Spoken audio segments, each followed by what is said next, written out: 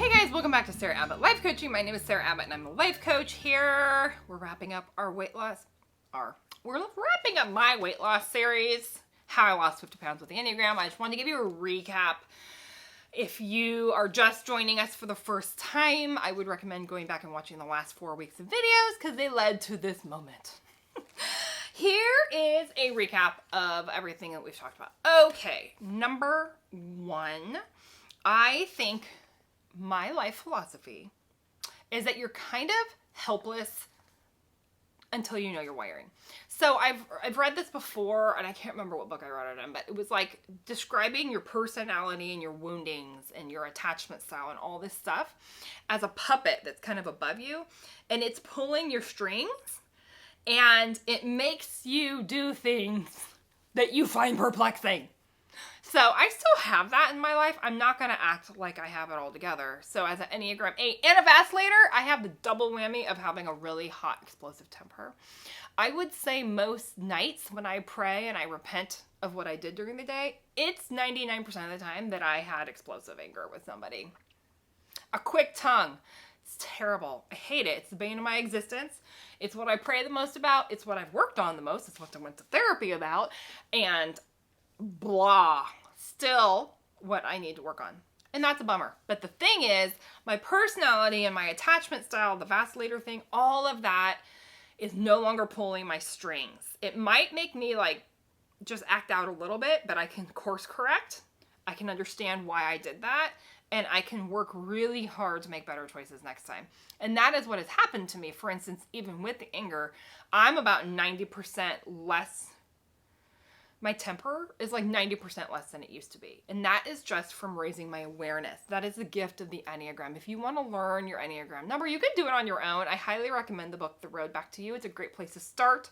If you want to go a little deeper, I am accredited to work with you with the IEQ9 test. It's the best test on the market. It is amazing, transforming stuff. We will work together to help you really deeply understand your wiring and how your personality has been pulling your strings. We can talk about your how we love attachment style and get that figured out because that's really important in how you are in relationships and how you love. That's why the book's called How We Love. And this is what we do in life coaching. So if you want to book your free introductory session or free discovery session, go to sarahAbbottLifeCoaching.com and book. You're going to meet with me on Zoom, 30 minutes. You can ask me anything, and I would absolutely love to help you if you're interested in getting unstuck and you need some tools to move forward. Okay.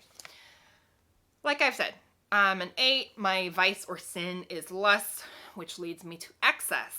That got in my way on my weight loss journey. It's hard to be somebody prone to excess and lose weight. It's kind of contrary. But maybe you are a 9 and you don't even know it. 9s have a tendency to fall asleep on themselves. So that might mean you get super motivated. Let's just stick on the weight loss example since that's what the video series is about. Let's say you're super motivated to lose weight and you try really hard and then all of a sudden it's 6 months later and you're like, what happened to my weight loss? Well, if you're a 9, no biggie, you fell asleep on yourself and you kind of forgot to work on it. You kind of even forgot you were working on it. And that's okay. Once you know that about yourself, you raise your awareness, then you can catch yourself.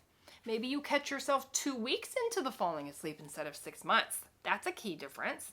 Maybe you need a life coach to help you be like, uh-oh, did you fall asleep on yourself? That can be very helpful.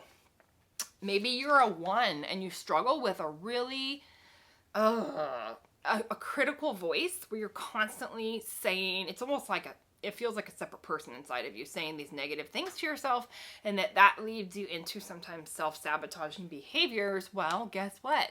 Once you're aware that you're a 1, you can talk back to the critical voice and it doesn't have to be the boss of you anymore. It will no longer pull your strings. That is power. If you want to book, go to sarahAbbottLifeCoaching.com, book your free discovery session, and who knows what you'll discover about yourself. But hopefully it will help you get unstuck. That is how it worked for me. Okay. The other thing I wanted to end with, this is so important, you guys. Successful people, this is from the research on how people reach their goals. They find new pathways. So for me on my weight loss journey, it started with my first pathway to lose weight was Weight Watchers. It got 20 pounds off, and then I plateaued and I was stuck. So then I switched pathways. I forgot. First, I quit drinking, which was really big for me. Some people can drink and be thin. I don't get it. Drinking made me fat and puffy. Just like the facts. And I wasn't even drinking that much compared to other people, but whatever. That's how it worked with my body. Quit drinking, first pathway. Kept on that one. I'll never drink again. Because I just have found I actually really like not drinking. 99% of the time, it's just like amazing. Okay. Secondly, I did Weight Watchers, lost 20 pounds, plateaued, needed a new pathway. Found a new pathway. God help me find Trim Healthy Mama. And that has worked really well. And I'm like really hopeful that's my pathway for the rest of my life. I don't want to find another one. And then I didn't plateau, but it slowed down as I was almost at goal. And so then I found a new pathway of increasing my exercise to 1 hour. Short term, I'm not going to do that forever, to help get to goal. And is that it? I think that might have been it. Anyway, that's all I can remember. So these are pathways. So ask yourself, wherever you're feeling stuck right now, are you exploring new pathways? And life coaching can help you with that too. Go to SarahAbbottLifeCoaching.com and book your free discovery session with me. Because one of the beautiful things I help my clients with is be like, okay, it seems like this pathway is no longer working. And that might be improving your marriage, helping you lose weight, bettering your parenting because you're frustrated with your parenting. I've been there. Whatever you're getting coaching with, when you're stuck, one of the jobs of the life coach is to help you pursue, brainstorm new pathways so that you can reach your goal and nothing will stop you. Doesn't that sound exciting? That's what the research says about how to reach your goal. That's simple. That will keep your hope alive, and that's very powerful in reaching a goal.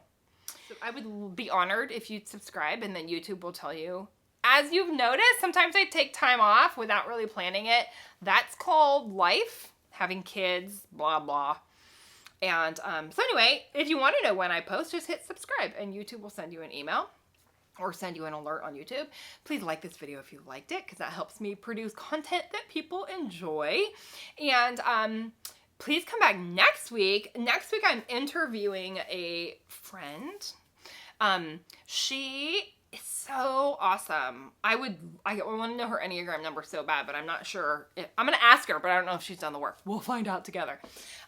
Because this is a woman in my community who quit drinking, got sober, and lives her life out loud, which is my favorite way to live. And I love people who do that. And she has been really boldly sharing. See, we live in the wine country in California, and wine is like out of control here. So at some point in my child rearing the last 15 years, people started bringing wine trick-or-treating. I was like, what is happening? You can't even trick-or-treat like at a kid's event without wine, right? So wine is like pervasive in wine country. And I have noticed it's becoming a thing that is not healthy for a lot of people. It's taking up too much space in their lives, and I don't know if they notice or not, but what's so cool about my friend Jamie, who's going to share next week, is she really boldly shares on Facebook how wine became something that she did casually to, you know, something that she was really overdoing and needed to stop doing. And I just think that journey is something a lot of women need to hear about. I know I would have benefited by hearing her story a couple years ago too, before I became a teetotaler. Thank you for joining us. See you next week when we talk to my friend Jamie about the place that wine maybe should or shouldn't have in our lives. Take care. Bye-bye.